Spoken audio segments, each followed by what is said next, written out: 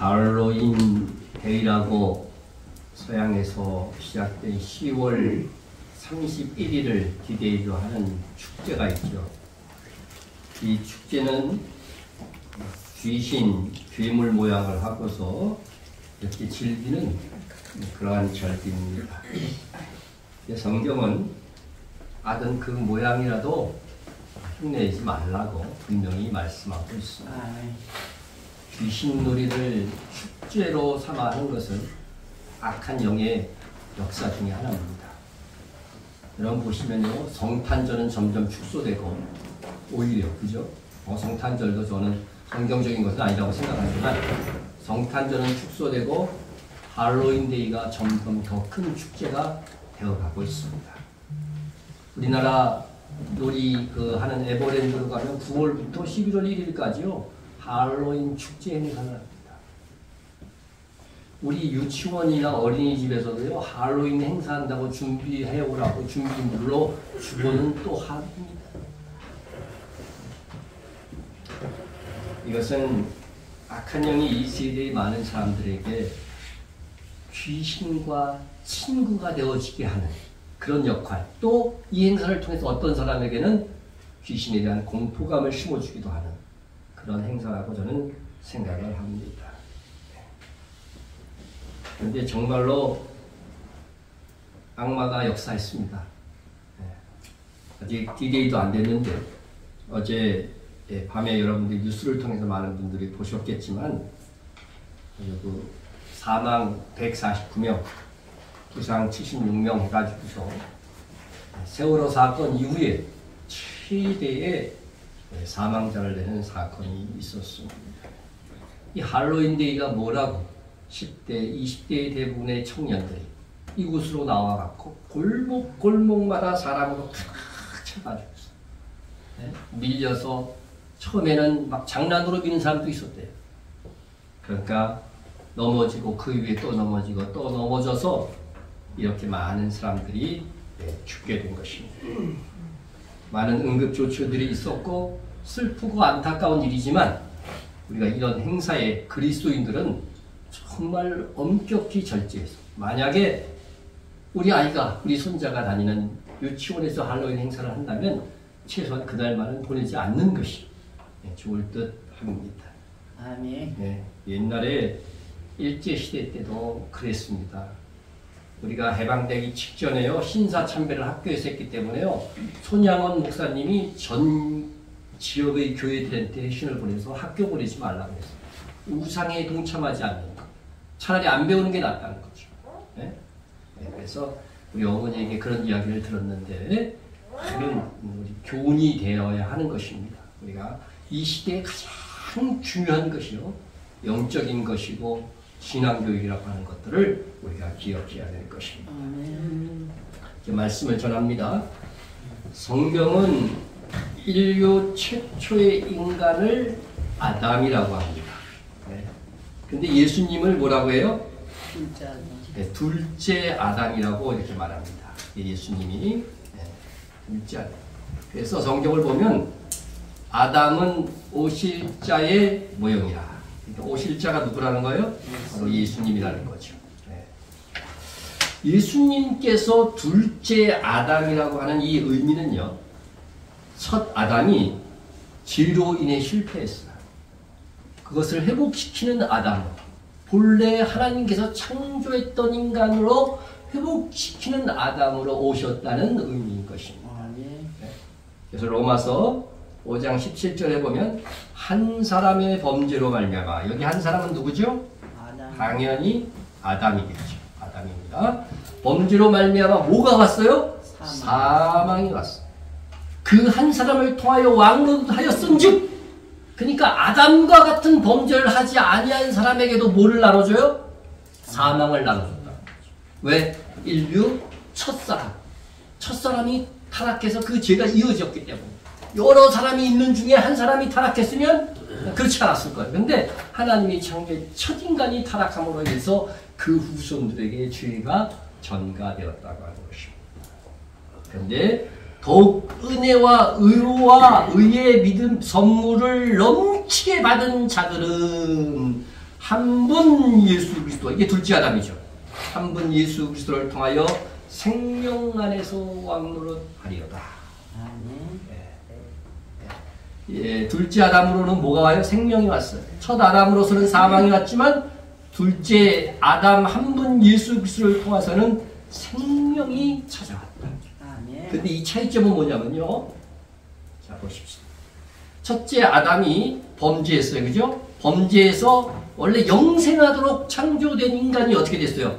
죽는 존재, 사망의 존재가 됐다는 거죠. 그래서 온 인류가 태어나서 한 번 죽는 것은 정하신 것으로 되어버렸다는 거죠.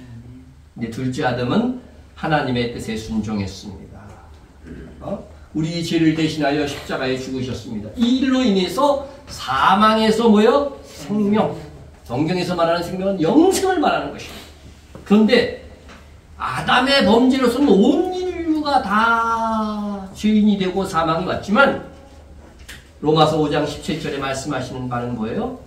믿는 자만, 은혜를 입은 자만 바로 사망에서 생명으로 옮겨진다고 하는 진리입니다. 네. 이처럼 예수님은 첫 아담의 실패를 복원하신 둘째 아담이십니다. 근데 오늘 우리는 첫 아담이 아내와의 관계에서도 실패했다. 그래서 아내와의 관계에서도 회복시키는 둘째 아담 예수 그리스도의 모습을 설명하려고 합니다. 일단 기본적으로 알아야 될 것은 첫 아담의 아내의 이름이 뭐예요? 제일 처음에는 여자였어요. 그죠? 여자. 이상하지만 우리가 듣기엔 여자로 부르리라 그랬어요. 그러다가 나중에 그 이름이 뭐로 바뀌어요? 하와로 바뀝니다. 그러면 둘째 아담의 아내는 누구죠? 성도자. 네. 그러므로 사람이 부모를 떠나 그 아내와 합하여 그 둘이 한 육체가 됐더니 이 비밀이 크도다. 뭐라요? 나는 그리스도와 교회에 대해서 말한다. 그러니까 그리스도는 뭐라는 거예요? 네? 남편이야. 그죠? 교회는 아내라는 소리죠. 네, 아내라는 소리. 자, 우리 그것을 우리가 기본 상식으로 알고서 바로 아담의 실패, 아내 사랑의 실패가 어떻게 예수 그리스도의 아내 사랑의 성공으로 이루어지는가, 그런 것들을 오늘 살펴보려고 합니다. 첫 아담의 아내 사랑을 봅니다. 첫 아담이 아내를 대하는 태도가 어떻게 변화되는가? 그 길지도 않아요. 창세기, 그죠? 2장, 3장, 1장 이렇게 보면 나옵니다. 하나님께서 사람을 하나님의 형상대로 창조하시되 어떻게 해요? 남자와 여자로 창조하셨다. 그죠? 남자와 여자. 네. 하나님께서는 남자와 여자를 창조했는데 여자라고 하는 이 칭호는요, 원래 아담이 자기 아내를 보고 지은 이름이라고 하는 것입니다. 아담이 이르되 이는 내 뼈 중에 뼈리요 살 중에 살이라. 이것을 남자에게 치었은즉 뭐라고요? 여자라 칭하. 이게 하나님이 정해준 이름이 아니고 아담이 자기 아내를 만들어가지고 하나님이 오시니까 그것을 여자라고 칭해. 이유는 뭐예요? 내 몸에서 나온 그 여자이기 때문에 내 거다. 그런 의미로 그렇게 불렀다고 하는 것입니다. 근데 저도 사실 이 성경 원어를 살피면서 이번에 안 것인데, 창세기 1장 27절의 남자와 여자, 그리고 창세기 2장 23절의 남자와 여자는요, 다른 단어예요. 우리나라 글자는 똑같은 남자와 여자잖아요. 근데 원어에서 다르다고 하는 거예요. 네? 그래서 원어를 어렵지만 조금만 설명을 하려고 합니다. 네. 자, 남자는 뭐예요? 자칼. 네, 이거 히브리 했는데 깨졌어요, 이게. 자, 남자는 자칼. 창세기 1장 27절에 이 남자는 뭐라고요? 자칼. 여자는 너케바. 네, 그리고 근데 창세기 2장 23절의 남자는 원어에서 이시. 네? 그리고 여자는 이샤로 되어 있습니다. 근데 히브리어 헬라어는 여성형과 남성형이 있어요. 똑같은 단어도.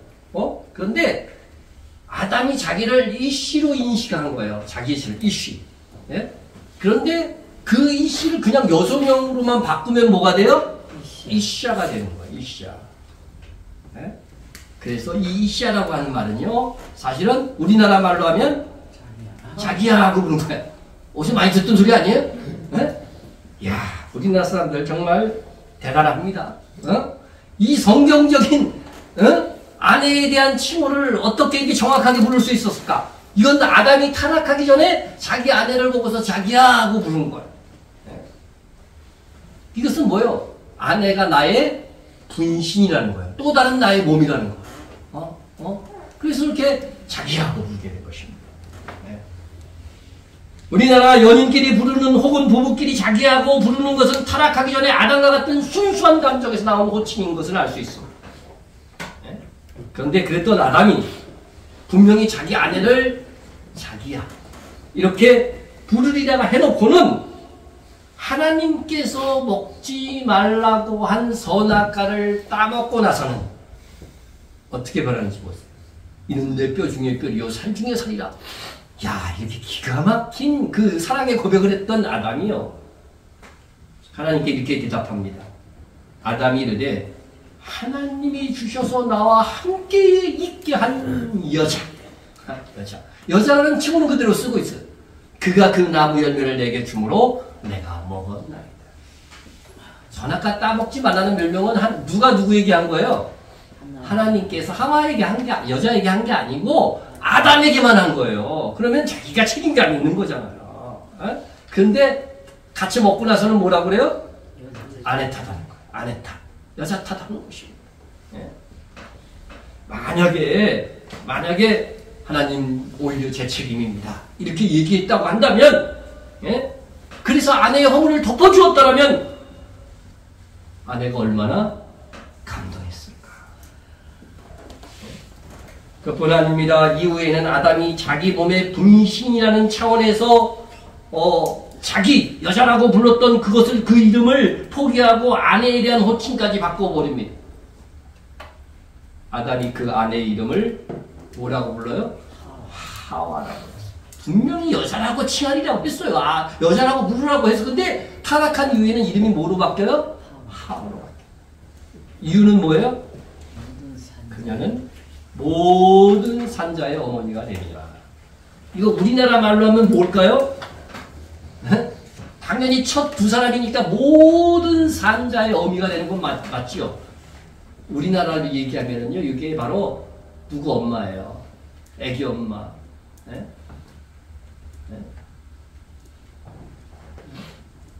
성아 엄마. 이렇게 부르는 거야. 아내를 자기야라고 안 부르고 있는 성아 엄마, 이 정도로 부르는 것으로 바뀌었다고 하는 것입니다. 이것은 뭐냐면요, 아내를 어떤 사랑스러운 여자로서 부르기보다, 나의 분신으로 여기기보다는 아이들을 키워주는 엄마라고 하는 인식이 훨씬 더 강하게 되었다고 하는 것입니다. 이후에 많은 남자들이 아담처럼 행동합니다. 처음에는 자기 아내를 자기 분신처럼 막 사랑해. 그냥 어쩔 줄 몰라. 그리고 결혼해서 얼마 지나가다 보면 어떻게 돼요? 그냥 애엄마야. 애들 키워주는, 자기 자식들 키워주는 그런 엄마 정도로만 인식을 한 그런 걸로 이렇게 변화되어져 갔다고 하는 것입니다. 그렇게 첫 아담은 아내 사랑함에 있어 점차 사랑에 열심히 식어간 거예요. 그러면 둘째 아담의 아내 사랑은 어땠을까? 둘째 아담이신 예수님은 아내인 교회를요, 그럼에도 불구하고 사랑했어요. 아담은 죄 짓고 누구 핑계대요? 아내 핑계대. 근데 예수님은 이 땅에 오셔서 이미 죄인으로 있는 그 아내들을 위하여서 죽기까지, 그들의 죄를 위해서 십자가에 죽기까지 아내를 사랑한 것입니다. 그리하여 아내인 교회의 죄를 대속하사 그들에게 뭐를 선물해요? 영생을 선물하게 됩니다. 아담 안에서 모든 사람이 죽은 것까지. 아담의 이 실패잖아요. 그리스도 안에서 모든 사람이 삶, 곧 영생을 얻으리라. 아내인 교회를 위하여 죽기까지 한 예수님의 사랑, 그 예수 그리스도의 모범은요, 그리스도 안에 있는 모든 남편들의 아내 사랑의 본이 되는 것입니다. 네? 남편들아, 아내 사랑하기를 그리스도께서 교회를 사랑하시고 그 교회를 위하여 자신을 주신 같이 하라. 예수 그리스도가 아내인 교회를 사랑한 것 같이 너희 남편들도 똑같이 해, 이렇게 명령한 것입니다.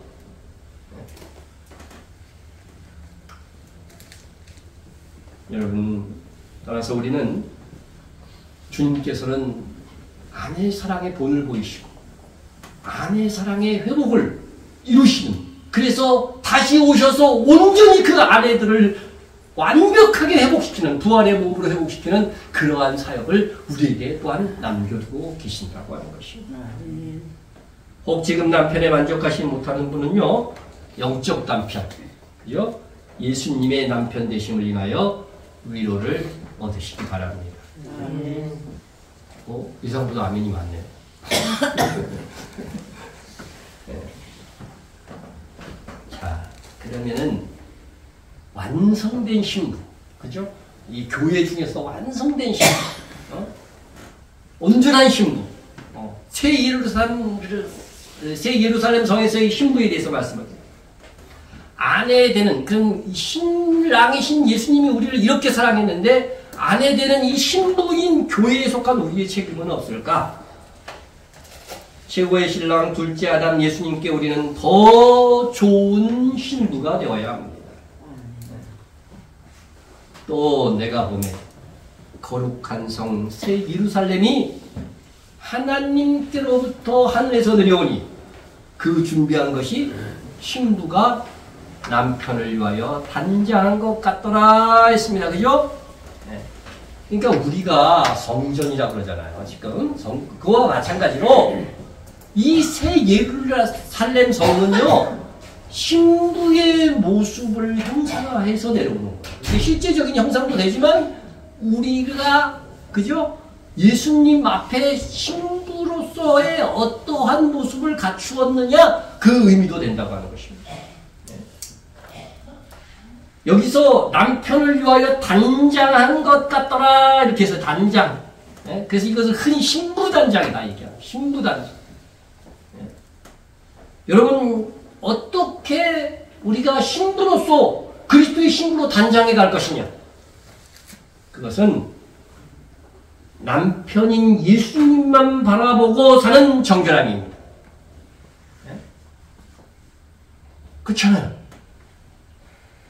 아내에게 가장 소중한 것은 정결함을 지키는 거잖아요. 우리가 예수님만 바라보는 거죠. 그 외의 것들은 어떻게 돼요?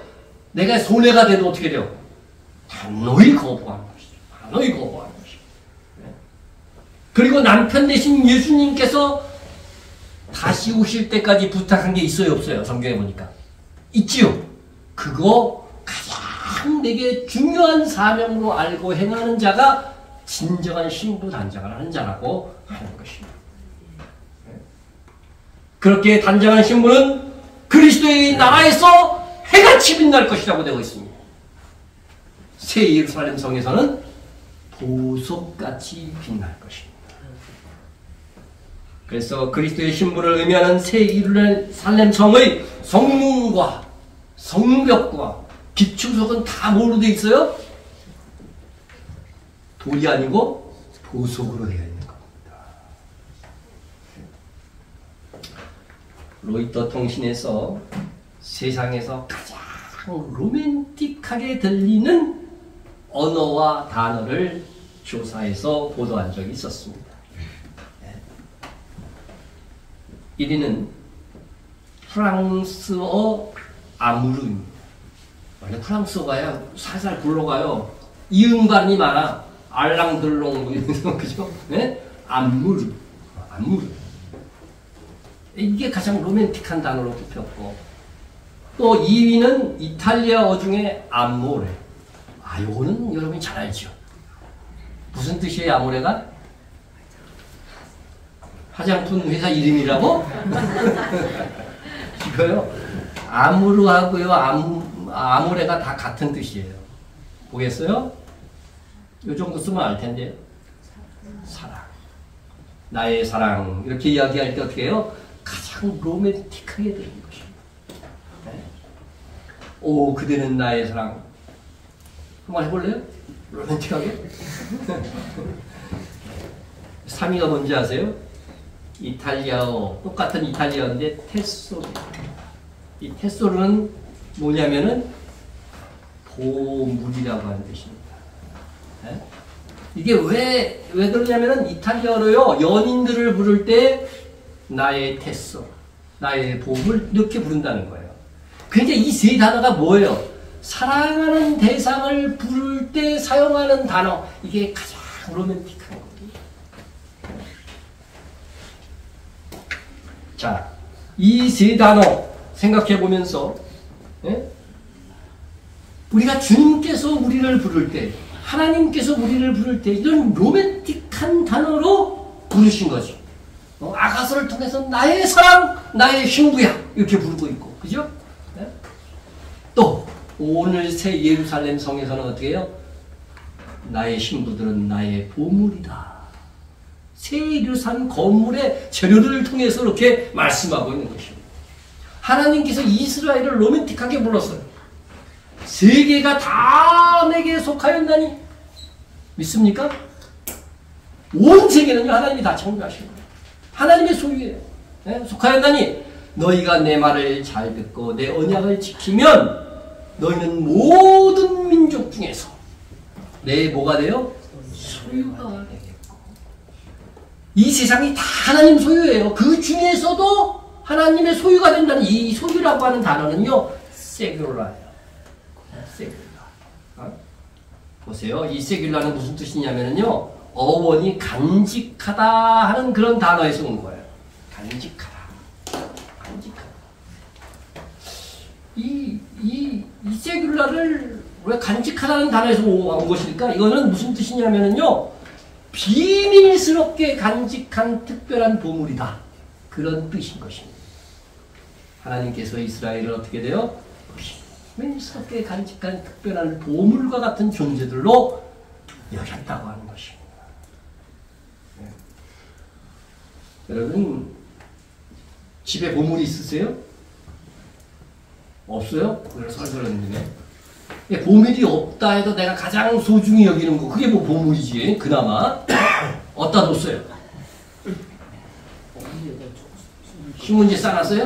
네? 여러분, 보물은 어디다 둬요? 네. 함에다 넣어놓지, 그죠? 함에다 넣어놨어. 없으면 못하. 나는 없어, 사실.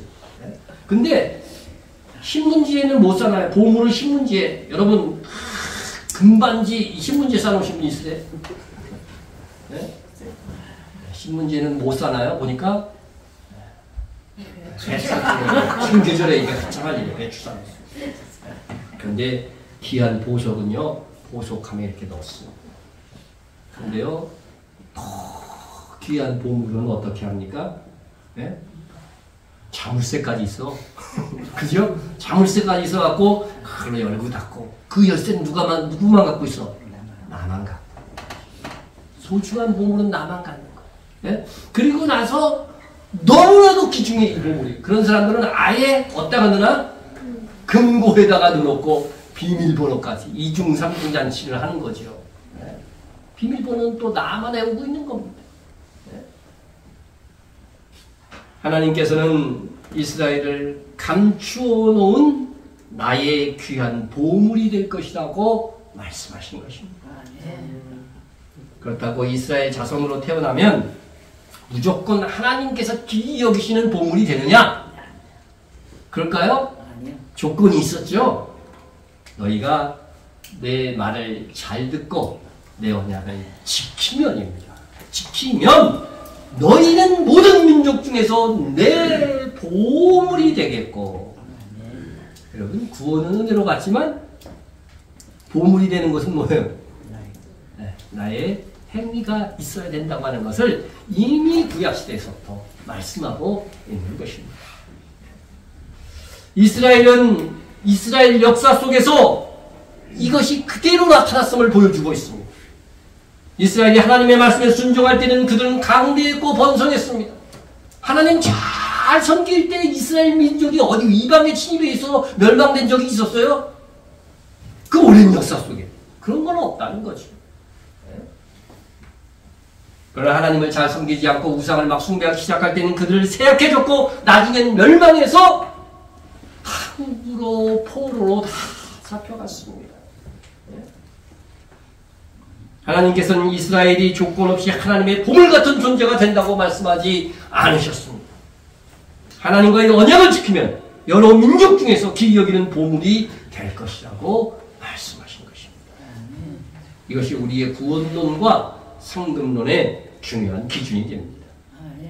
우리가 은혜로 구원은 받지만 새 예루살렘 성에서 하나님이 귀히 여기시는 보물 같은 신부, 보물 같은 존재가 되기 위해서는 1차적으로는 하나님의 말씀을 잘 귀담아 듣고 2차적으로 그 말씀대로 살아갔느냐에 따라서 내가 보물이 되느냐 그냥 돌이 되느냐가 결정될 거라고 하는 것입니다.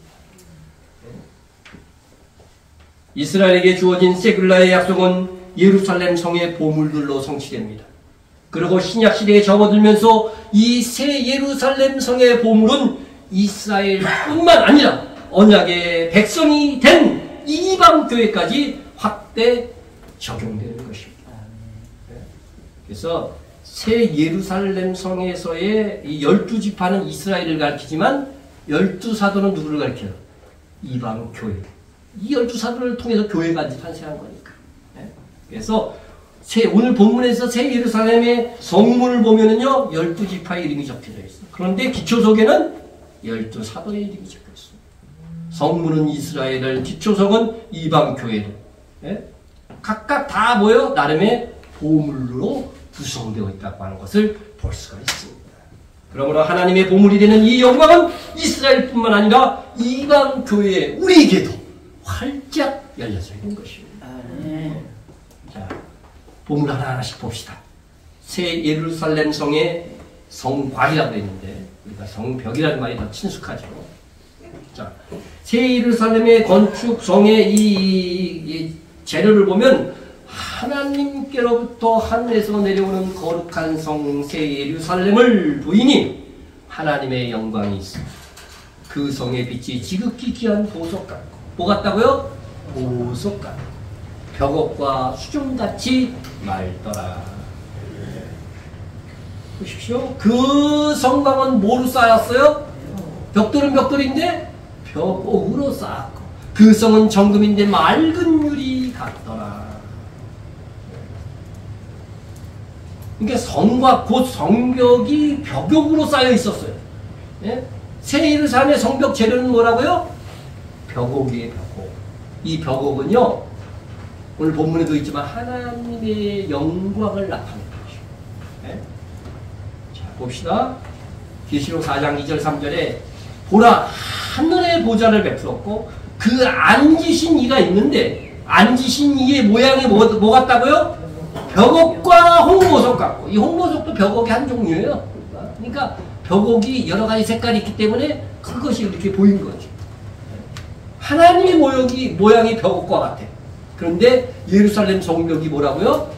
벽옥으로 되어 있으니까 그 성벽은 하나님의 영광이 어디에 나타나는 거예요? 신부, 그리스도의 신부들에게도 나타난다는 그런 의미를 가지고 있는 것이에요.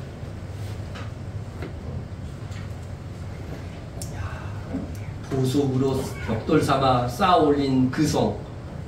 여러분 그 성이 얼마나 크다고요? 한반도 크기에 22배 넘는다 이렇게 생각하시면 돼요. 그렇게 큰 성벽이요. 참, 이 놀라운 벽옥으로 쌓여져 있다. 여러분 이 세상 나라에서 바벨론은 뭐로 쌓았어요 성을? 흑벽돌 부어가지고서 말려갖고 이렇게 쌓은 거죠. 거대한 건, 위대한 건축물이라고 얘기하고 있지 않습니까? 근데 로마는 뭘로 쌓았어요? 로마는 돌로 쌓았죠. 그런데 새 예루살렘 성에서는요, 이와는 비교될 수 없는 다양한 색의 벽옥으로 지었습니다. 벽옥, 우리가 보물이 없어서 잘 모르겠는데 벽옥 원석을 하나 보여드릴게요. 이렇게 된 거예요. 이렇게 푸른 것도 있고 붉은 것도 있고 사과 색깔도 있다고 그러고 막 조사해 보니까 그래요. 그런 것들로 쫙 벽돌 삼아 지어졌으니 야, 얼마나 멋지게 빛날까. 네? 이때는 해가 없어요. 새 예루살렘 성에서는요. 그러니까 자체 발광이야. 자체 발광. 자, 그러면은 이제 새 예루살렘 성의 도로 포장을 보겠습니다. 네. 네. 도로 포장이 뭐로 되어 있을까? 세상에서 가장 좋은 도로는 뭘로 포장되어 있어요? 우리가 걸어갈 수 있는 도로. 아스팔트가 최고 좋아? 그래도 좀 고급스럽고 정서적인 그런 거는 뭐 화강석, 그죠? 네, 화강석 정도. 그래서 로마는요, 어느 나라이건 자기가 정복한 나라에 로마로 향하는 뭐를 닦았어요? 길을 닦았어요. 그리고 나서 또 화강석을 깔아. 네. 자신감의 표현이지. 그들의 통치를 위해서 그렇게 하는 거죠. 네. 이 좋은 돌 하면은, 좋은 도로 포장하면 그나마 돌입니다. 돌. 네. 그런데 새 예루살렘의 도로 포장은 성의 길은 맑은 유리 같은 정금이다. 뭐라고요? 도로 포장이? 금 너무 좋아하지 마세요. 좋은 거죠, 이 세상에서는. 네. 여기 성의 길은요, 광장이라는 그런 의미를 담고 있어요. 그러니까 아주 넓은 새 예루살렘으로 향하는 그 길은 어떤 길이다? 정금으로 된 길. 그래서 어느 지역에 있든지 이 길은요, 정금으로 쫙 돼 있어갖고, 네? 그 길이 최고의 소망입니다. 아무 때나 갈 수 없을 것입니다. 네? 새 예루살렘으로 향하는 이 정금과 같은 길. 네? 그런데 여러분, 금이 딱딱해요, 물러요? 순금, 여기 정금이라는 말은 순금이라는 뜻이에요. 근데 100% 순금은 어떻게 돼요? 물렁물렁해요. 안 만져봐서 모르는데 그렇다고 그러더라고요. 네? 물렁물렁한데, 도로 포장을 하면 이거 다 그냥 물컹물컹 될 거 아니에요. 그래서 여기 뭐라고 돼 있어요? 맑은 유리 같은 정금.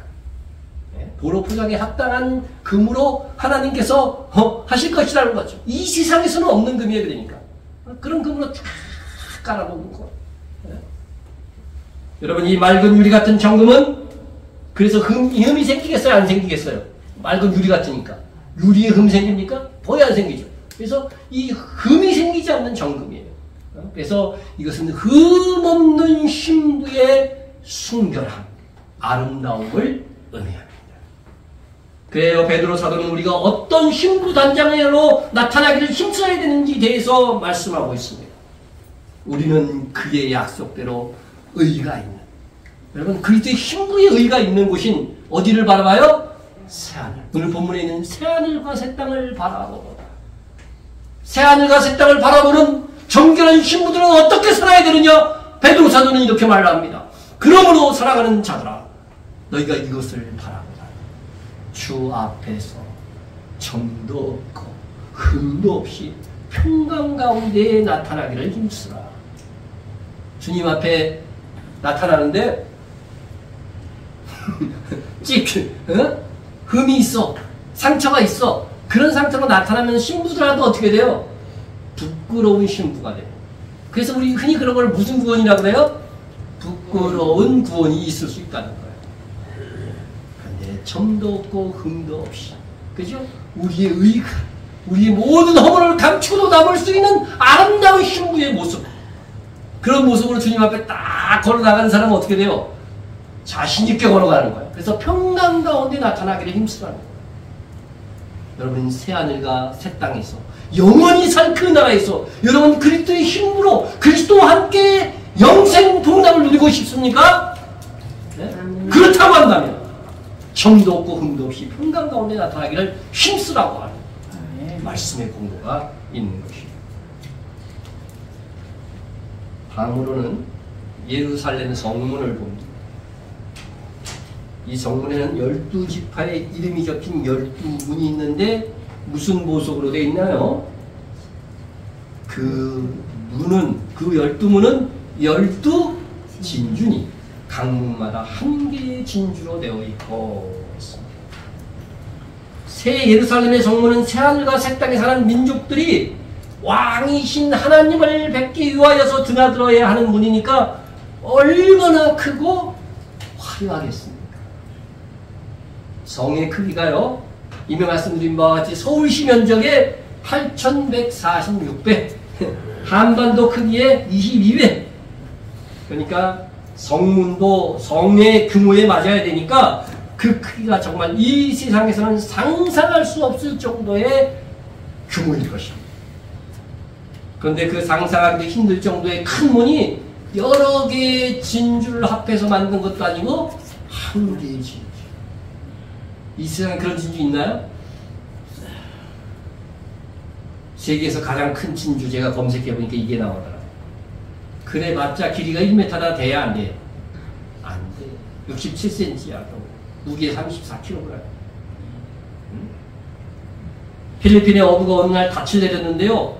대형 조개에 걸려가지고서요, 이게 안 나오는 거야. 그래서 바다 밑으로 들어가고 그걸 닻을 이렇게 풀어내는데 보니까 그 진주 옆에, 그 진주 안에, 그 아에 엄청난 크기의 진주가 들어있는 거죠. 조개 안에 진주가 들어있는 거죠. 10년 동안 이것이 진주인지 알지 못한 채 자기 침대 밑에다 두고서요, 빛나니까요. 너무 좋아서 나갈 때마다 진주를 만지고 이렇게 나갔다고요. 예? 보물을 소유하고 있었지만 보물인 줄 몰랐던 것이죠. 여러분, 이 세상은요, 보물을 보물로 알아주지 않을 수 있습니다. 하나님만이 참 보물을 아시고 귀히 여겨주십니다. 우리는 세상에서 화려하게 또 세상이 알아주는 존재로 드러나지 않을지라도 진실로 묵묵히 하나님의 말씀대로 살아가고 있다고 한다면 그가 하나님께서 귀히 여기는 쉐볼라 보물이 되는 것입니다. 우리는 지금 세상에서 돌같이 여김을 받을지라도 하나님께서 당신의 소유 중에 가장 귀한 진주가 되도록 살아야 되는 것입니다. 그런 성도가 최후 승리자입니다. 우리가 아는 바 진주는 어떻게 해서 생겨나요? 진주는 진주 조개에서, 그죠? 조개에서만 나오는 거죠. 네? 그런데 왜 조개에서 어떻게 해서 이 조개 속에서 진주가 만들어지느냐? 네? 진주의 이 살 부분에 이물질이 들어가는 거죠. 여기 모래 같은 것들이 딱 들어가요. 네? 진주 조개 양식할 때도 보면은요, 조개의 입을 열고 걷다 뭘 넣어요?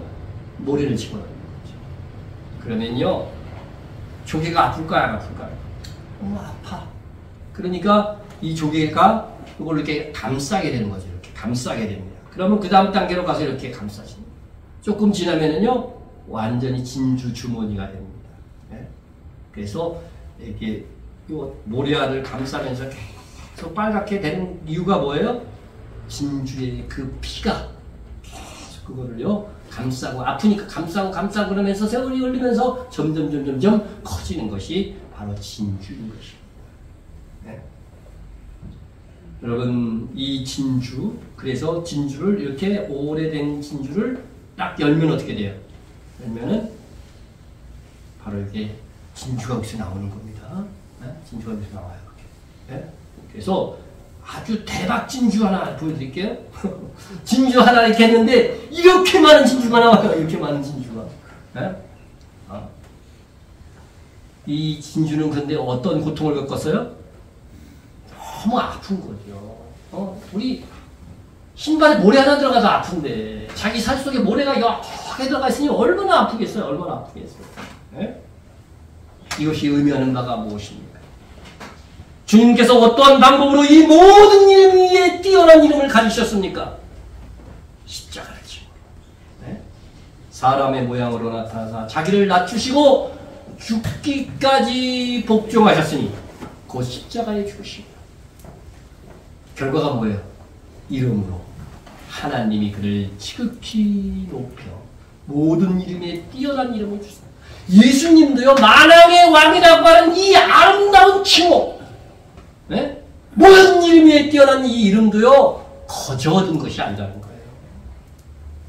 하나님 앞에 순종한 것, 우리를 위해서 십자가에 죽으신 것이고, 하물며 예수 그리스도의 신부인 우리들도 똑같이 이 원리가 적용되는 것입니다. 그리고 아들이 되는 건 내가 노력해서 됩니까? 저절로 돼요. 그러나 상속은 아니라는 거예요. 학위에 따라서 달라진다는 겁니다. 상급은 학위에 따라서 달라지는 거예요.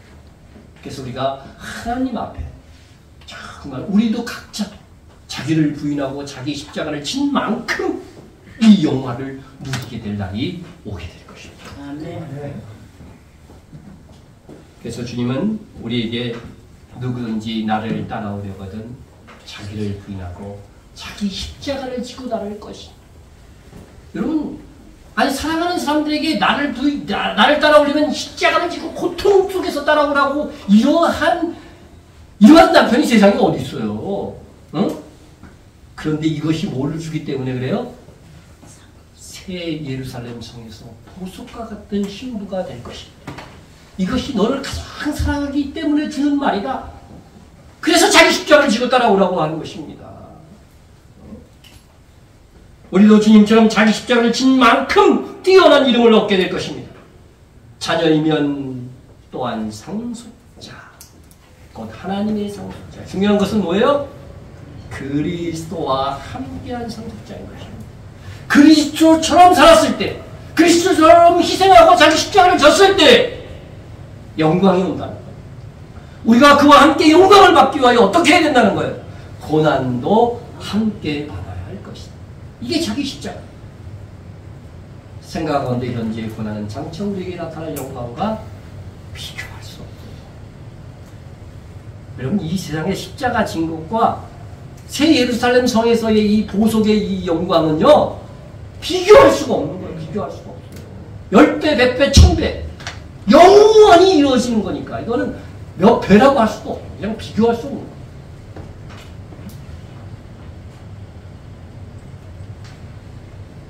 지금 세상의 눈으로 사람의 눈으로 이것이 드러나지 않을 수 있습니다. 그러나 여러분, 최후의 승자가 될 각오를 하십시오.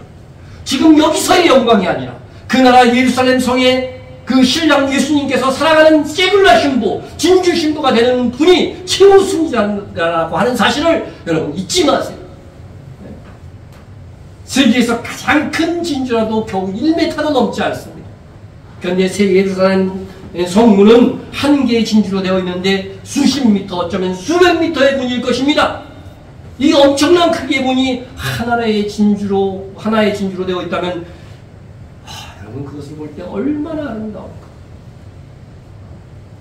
성문 자체가 하나의 진주래요. 12개의 문이 있으니까 12문이 그렇게 다 진주로 되어 있는 것입니다. 새 예루살렘 성은 그리스도의 신부를 상징하는 것이라고 했습니다. 그러므로 새 예루살렘 성의 진주 성문도 그리스도의 신부의 한 단면을 보여주는 것입니다. 예수님께서는 새 예루살렘 성문의 진주같이 빛나고 아름다운 신부가 되기 위하여 우리가 어떻게 살아야 될 것인가에 대하여서도 직접 말씀해 주신 적도 있습니다. 또 천국은 마치 좋은 진주를 구하는 장사 같은. 여러분, 우리는 새 예루살렘 성문의 진주와 같은 아름다운 그 영광을 얻기 위해서는 어떤 사람이 되어야 되냐면요, 좋은 진주를 구하는 뭐 같아야 돼요? 장사. 이게 사모함이에요. 네? 이 사람은 진주 장사인데 정말 좋은 진주를 구하는 장사. 그 진주를 구하고자 하는 사모함이 있는 거예요. 우리가 좋은 진주를 지금 말씀을 통해서 발견하고 있어요. 영원한 그 새 예루살렘 성에서 보석과 같은 영광을 차지하는 그런 것이 여러분의 뭐가 되어야 되는 거예요? 사모함이 되어가지고 그것을 바라보고 살아야 된다고 하는 거예요. 그것이 바로 좋은 진주를 구하는 장사와 같은 인생을 사는 것입니다. 이 진주를 여러분 발견했어요. 말씀을 통해서 지금 들었습니다. 그러면 어떻게 해야 돼요? 극히 값진 진주 하나를 발견하되 가서 자기의 소유를 다 팔아 그 진주를 삽니다. 이것보다 더 귀중한 게 없어요. 이것보다 더 중요한 물질, 이것보다 더 중요한 사람, 이것보다 더 중요한 시간은 있을 수가 없는 거예요. 이 진주, 새 예루살렘 성에서 아름다운 보석이 되기 위한 이 열정, 이것이 내 인생의 가장 큰 목표가 되어야 되고 가장 큰 열심이 되어야 한다고 말씀하고 있는 것입니다. 우리는 내 소유를 팔아 진주를 사고자 해야 합니다. 겸손하고 낮아지고 나누고 베풀고 이해받기보다는 이해하려고 하십시오. 믿음으로 일하십시오. 그날의 소망을 가지고 지금 인내하십시오. 사랑의 수고를 아끼지 마십시오. 바울처럼 자기 몸을 쳐서 복종시키십시오. 거룩하게 정결하게 주의 신부로 단장되십시오. 그러면 새 예루살렘 성의 진주문이 보여주는 그 영광스러움이 나의 몸 그리스도의 신부의 영광이 될 것입니다. 그날에 우리는 세상에서 볼 수 없는 크고 아름다운 진주를 새 예루살렘 성을 출입하며 보게 될 것인데, 이는 실제이기도 하지만 곧 상징이기도 하다는 것입니다. 우리는 그 아름다운 큰 하나의 진주로 된 문과 같은 영광을 얻고자 도전하라고 하는 것입니다. 우리는 진주가 보여주는 영광이 나의 것이 되게 하기 위해서 진주를 생산하게 내기 위한 교계의 말 못할 고통을 교훈 삼아야 합니다. 우리 말씀대로 살고자 주님 오실 길을 예비하는 선교를 감당하고자 우리 몫의 희생과 헌신, 십자가의 길을 갑시다. 다음에는요, 새 예루살렘 성벽이 벽돌만 쌓을 수는 없잖아요. 기초석이 있어요. 기초석. 그 기초석이 12개 있는데 이것도 다 보물로 되어 있습니다. 다시 말씀드리지만 새 예루살렘 성이 한반도의 성이 그냥, 그죠? 어떤 뭐 한성이나 경주성이나 이런 게 아니고 새 예루살렘 성이요, 한반도의 22배 이상이에요. 성경에 나온 규모를 보면. 네? 그러니까 그 기초석이 얼마나 클까? 어마어마한 거죠. 네? 근데 이 엄청난 크기의 기초석이 다 뭐로 되어 있어요? 보석으로 되어 있어요. 그 성의 성과 기초석은 각색 보석으로 꾸몄는데, 첫째 기초석은 벽을 하면서 12째는 뭐라 자수정까지 쫙 티가 다 있지는 않지만 이렇게 다 보석으로 되어져 있어요. 이 다양한 보석들을 일일이 그 의미들을 설명하지는 않겠습니다. 하지만 예루살렘 성전에서 제사장이 입었던 옷에는 이 보석이 붙어져 있습니다. 네? 보세요. 제사장이 입고 있는 옷에는 뭐를 걸치게 되냐면 요 흉패를 붙이게 되죠. 흉패. 거기에 보물 들어있는 것 같죠? 보물 뭐 붙여놓은 것 같죠? 12보물. 각 이스라엘 지파마다 의미하는 보물들이 이게 쫙 붙여져 있는 것입니다. 이게 새 예루살렘 성의 기초석에 또 보물이 돼. 이게 무슨 의미일까? 그리고 이 흉패를 뭐라고 부르느냐면요, 판결 흉패라고 불렀습니다. 네? 이 보석이 담긴 이 흉패에다가 우림과 둠빔을 판결 흉패 안에 넣어. 그 당시에는요, 제사장이 우림과 둠빔을 딱 갖고 있으면 물어봐요. 성도들이 물어보면은요, 이것이 옳습니까? 그랬을 때 탁 꺼내서 우림이 나오면 옳다는 거고, 둠빔이 나오면 그거 하지 마, 이렇게 되는 겁니다. 네? 근데 이 우림과 둠빔을 가진 제사장이요, 모든 시대에 있었던 것은 아니에요. 은혜의 시대에만 이 우림과 둠빔이 있었어요. 근데 이 흉패를 왜 판결 흉패라고 불렀을까 하는 것입니다. 그 의미를 우리가 알아야 되는 것이죠. 네? 이것이 판결 흉패라고 불리는 것은 이스라엘 12지파가 흉패에 붙은 보석과 같이 하나님의 세귤러로 판결받기를 원하시는 하나님의 소원을 담고 있기 때문에 그렇습니다. 네? 여러분, 이것은 이스라엘에게만 있는 판결이 아닙니다. 우리에게도 그리스도의 심판대에서 보석 힘으로 판결을 받아야 되는 그런 소망이 담겨져 있는 것이죠. 우리는 몸으로 있든지 떠나든지 주를 기쁘시게 하는 자가 되기를 힘쓰노라. 여러분, 주를 기쁘시게 하는 자가 되기를 힘쓰고 있습니까? 그런 노력도 안 하고 있다면 그건 심각한 건데, 그죠? 이유가 뭔지 아세요? 왜 이렇게 그 주를 기쁘시게 하는 자가 되어야 되는지 이는 우리가 다 반드시입니다. 반드시. 어디에 나타나요? 그리스도의 심판대 앞에 나타나게 됩니다. 여러분, 지옥 가는 심판은 백보자 심판이라고 했죠? 그런데 성도의 심판은 무슨 심판? 그리스도의 심판대 앞에 나타나요. 다 구원은 받아요. 그런데 그리스도의 심판대 앞에 나타나게 되어 각각 선악간의 그 몸으로 행하는 것을 따라 받으려 합니다. 행위 심판이 있다는 거예요. 이때 보물이 될 거냐 돌이 될 거냐 결정될 것입니다. 보석 중에서도 어떤 보석이 될 것이냐 결정될 것입니다. 예수님은 우리가 당신이 귀히 여기시는 보물 신부가 되기를 원하십니다. 우리는 그리스도의 심판대에서 주와 함께 왕노하는 보물 신부로서 판결받아야 돼요.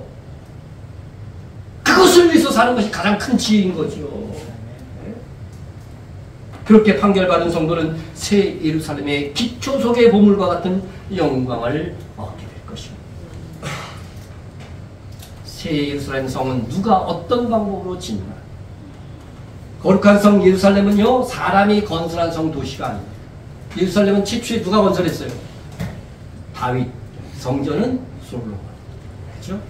나중에는 느헤미야. 무너졌을 때 느헤미야. 그죠? 그 다음에 성전은 스룹바벨. 우리 성경에서 그런 기초는 아닙니다. 사람이 지었어요. 그러나 새 예루살렘 성은 사람이 지은 성이 아닙니다. 네? 거룩한 성이 어디서 내려와요? 하늘에서부터 내려왔다고 되어 있습니다. 하나님께서 계신 하늘로 한층천에서부터 새 예루살렘 성이 쭉 내려오는 것입니다. 네? 이것은 새 예루살렘 성인 우리 교회 곧 성도의 구원은 전적으로 하나님께로부터 오는 것임을 시각적으로 보여주는 거예요. 네? 그리스도의 신부잖아요.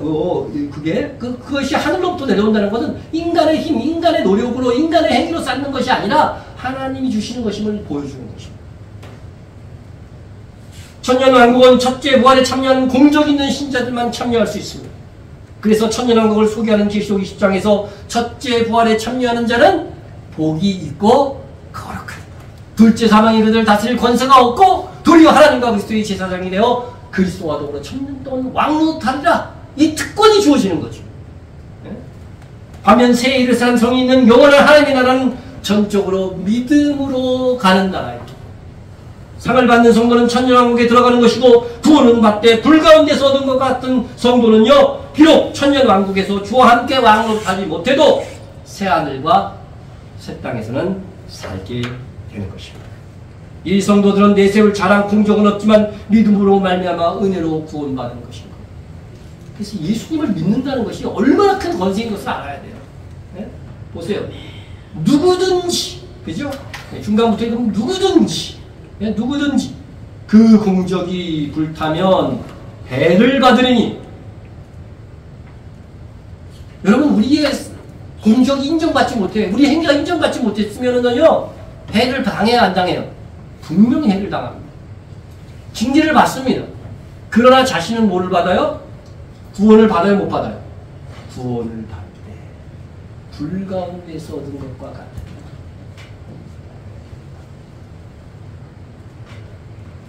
여러분, 불 가운데서 얻는 것과 같은 구원에 만족하시려고 합니까? 만약에 살면서 그런 태도를 가지고 있다면 나는 그 사람 예수를 안 믿는 사람이라고 생각해요. 적어도 성령께서 우리 안에 들어오셨는데 나는 그냥 예수 믿는 걸로 만족하고 공적은 쌓고 싶지 않아. 이렇게 마음 먹을 수가 없는 거예요.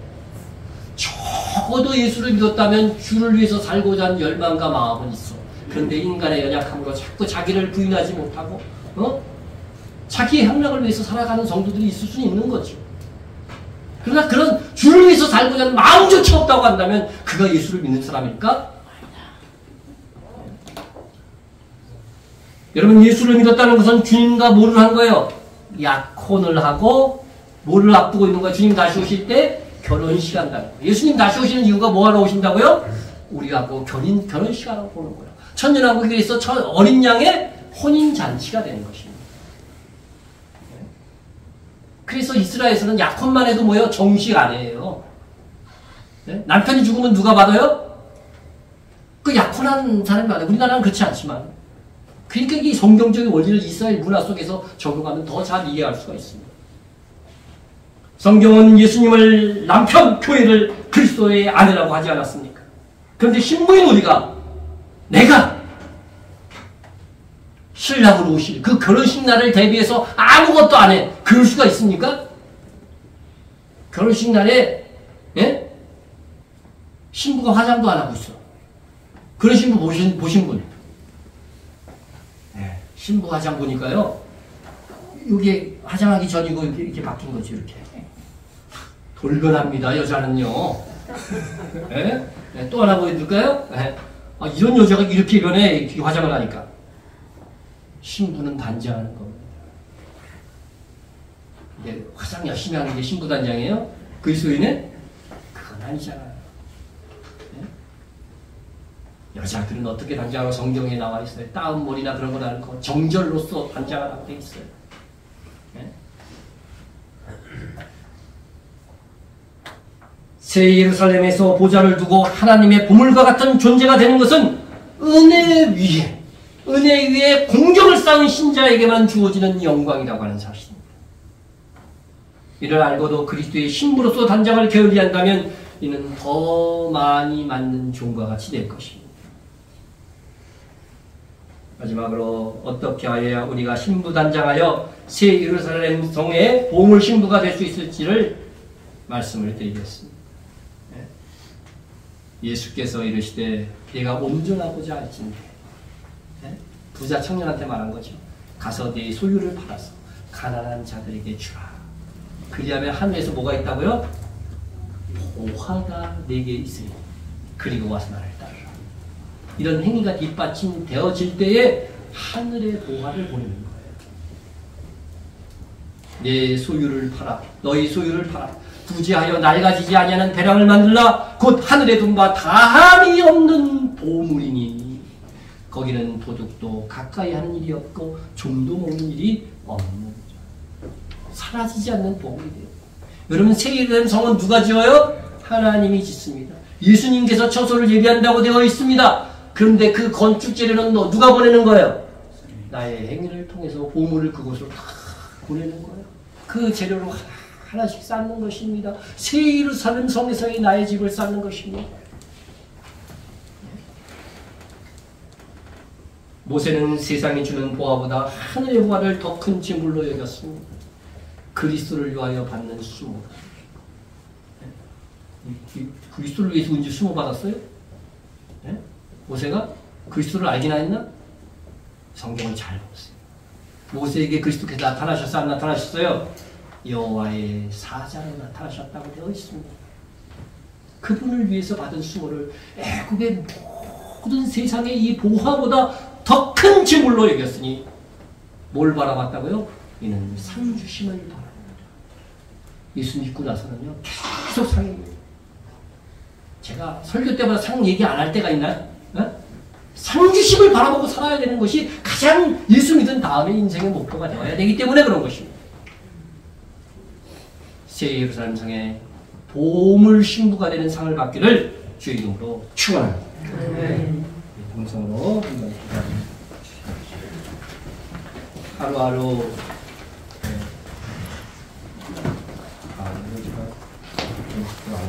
오늘 잘 들으시기 바랍니다. 그리스도를 위하여 단장해야 하는 그리스도의 신부임을 잊지 않고 살게 해주십시오. 여러분 기도하시기 바랍니다. 그리고 그 단장이 무엇이 되어야 되는 것을 여러분이 아실 것입니다. 새 예루살렘의 보물 신부가 되기 위한 선행과 또한 선교와 거룩함의 단장에 힘쓰겠다고 여러분 기도하시고 여러분이 들은 말씀대로 여러분의 각오와 소원을 하나님 앞에 드릴 수 있기를 원합니다. 그래서 교회 선교를 위해서도 함께 기도하시기 바라고 가정을 위해서도 함께 기도하시기 바랍니다. 동성으로 기도합니다. 사랑하는 하나님